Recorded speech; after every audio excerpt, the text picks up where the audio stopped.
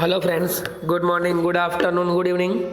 આપણે વિજ્ઞાનમાં પ્રકરણ નંબર 3 ધાતુઓ અને અધાતુઓ એમાં લાસ્ટ લેક્ચરમાં ધાતુની સક્રિયતા પ્રમાણે ધાતુઓનું નિષ્કર્ષણ બરાબર છે।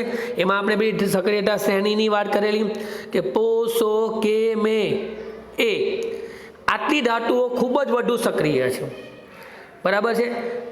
जी आ ले हाँ को पछी जे आवे छे आ मध्यम सक्रिय छे अने त्यारबाद 500 एटले पारो चांदी अने गोल्ड सोनो आ धातुओ खूब ज ओછી सक्रिय छे। ओછી सक्रिय धातुओ छे ते कुदरतमां सामान्य रीते मुक्त स्वरूपमां मळी आवे छे, तेथी तेनुं सहेलाईथी अथवा तो ए धातुओ तेना ऑक्साइड स्वरूपमां होय ए धातुओनुं सहेलाईथी निष्कर्षण करी शकाय छे। ज्यारे मध्यम सक्रिय धातुओ तेमना सल्फाइड के तेमना कार्बोनेटना संयोजन स्वरूपमां होय छे तेवी धातुओने सौप्रथम तेना ऑक्साइडमां रूपांतर करवामां आवे छे, त्यारबाद तेनुं निष्कर्षण करवामां आवे छे।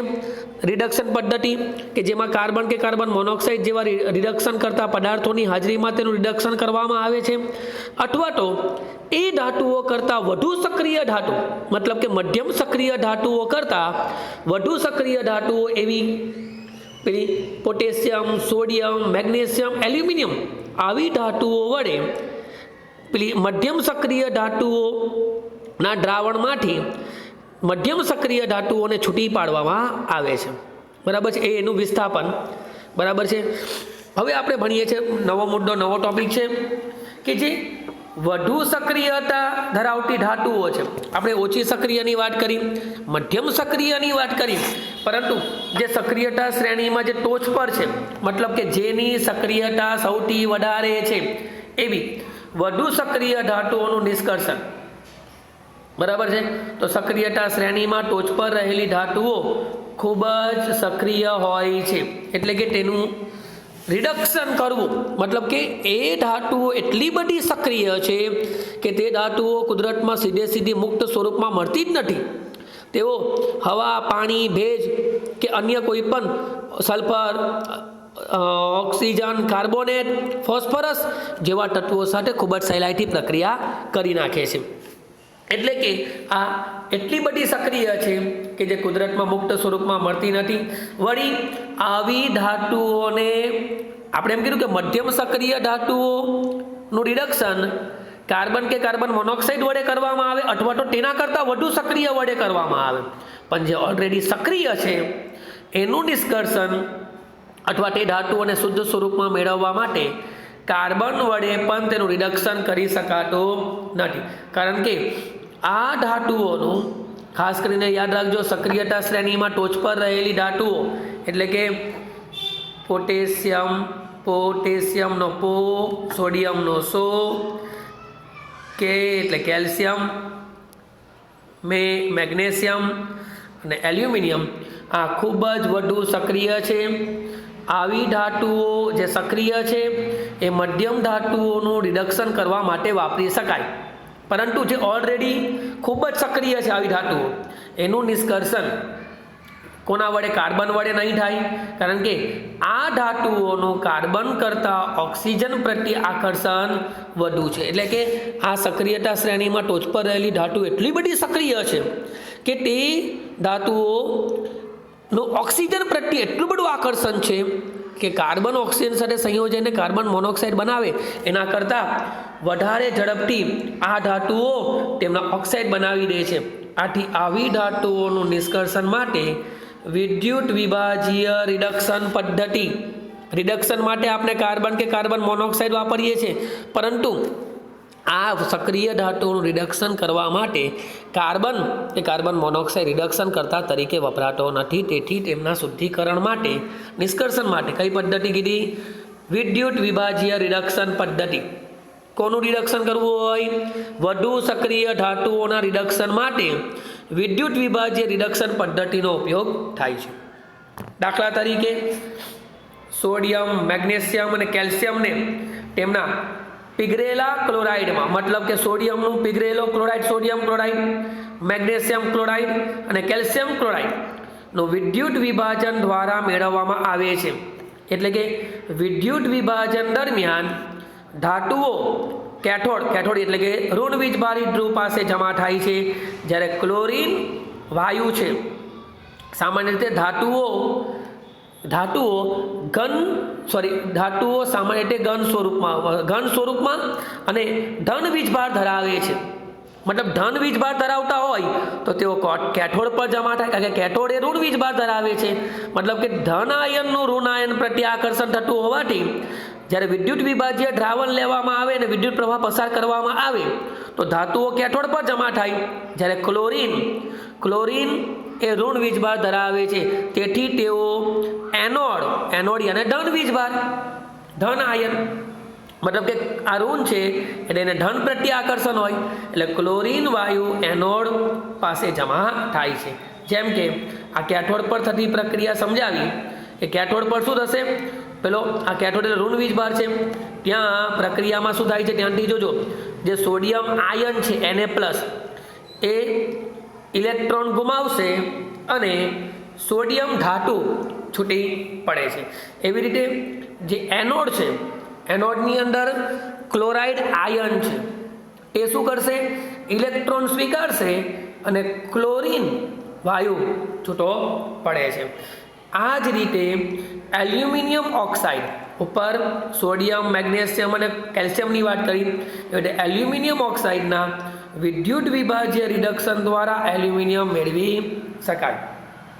આ એલ્યુમિનિયમ યાદ રાખવાનું, જે વધુ સક્રિય ધાતુઓ છે એનું વિદ્યુત વિભાજન કરવું હોય તો એના માટે એ ધાતુને એના ઓક્સાઇડ, સામાન્ય રીતે ધાતુઓ ઓક્સિજન સાથે સહેલાઈથી સંયોજાય છે, મતલબ કે એ ધાતુઓનો જે ઓક્સાઇડ છે બરાબર છે, તો એ ધાતુઓના ઓક્સાઇડને પીગળેલા સ્વરૂપમાં વિદ્યુત વિભાજ્ય દ્રાવણ તરીકે લેવામાં આવે છે. તેમાં બે સળિયા મૂકવાના, એક એનોડ તરીકે અને કેથોડ તરીકે. જેવો વિદ્યુત પ્રવાહ પસાર કરવામાં આવશે તો કેથોડ પર ધન વીજભાર ધરાવતો ધાતુ છૂટી પડે, જ્યારે એનોડ પર ઋણ વીજભાર ધરાવતું અધાતુ બોલ્યો અથવા તો ઋણ વીજભાર ધરાવતું આયન ત્યાં છૂટું પડે છે. એવી જ રીતે ધાતુઓના શુદ્ધિકરણ માટેની વિદ્યુત વિભાજન શુદ્ધિકરણ પદ્ધતિ. આગળ વિદ્યુત વિભાજ્ય રિડક્શનની વાત કરી, એવો જ એક ટોપિક છે વિદ્યુત શુદ્ધિકરણ. અત્યાર સુધી જે પદ્ધતિઓની વાત કરી એમાંથી છૂટો પડતો જે ધાતુ છે એ 100% શુદ્ધ મળતી નથી. 99% કે 99.5% જેટલી શુદ્ધ ધાતુ અત્યાર સુધીના શુદ્ધિકરણથી મળી.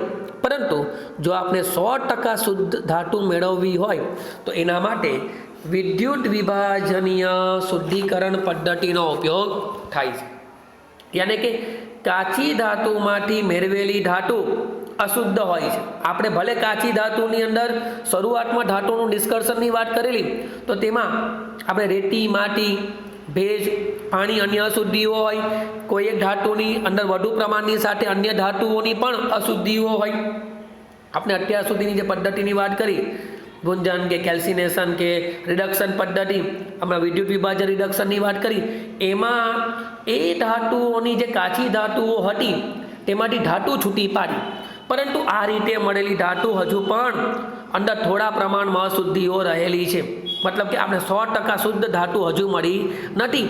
એના માટે આથી ધાતુનું શુદ્ધિકરણ કરવું જરૂરી છે.